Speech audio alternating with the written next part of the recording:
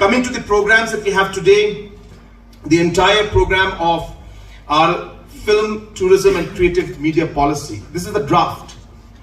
And we wanted to showcase the draft because obviously we have to showcase the draft.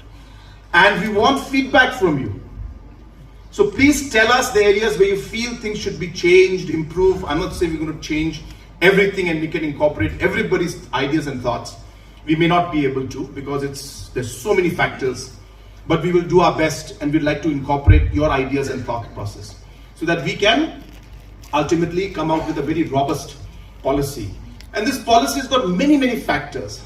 How we will get international filmmakers to come in, national filmmakers to come in, how we will promote the collaboration of different filmmakers, whether it's local with outside filmmakers to come in, how we would be able to push filmmakers who are coming in from outside, but we will ensure that they use the talent from here, the different infrastructures from here, the different manpower, the different cameras, equipments, lighting.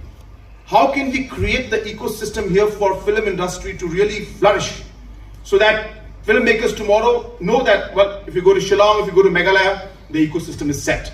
They already have got trained guys for the lights, they've got trained guys for this, they've got the equipments for this and that. This is what the vision is. So it's not about just giving, brownies and cookies to some filmmakers who want to come in and just make. No.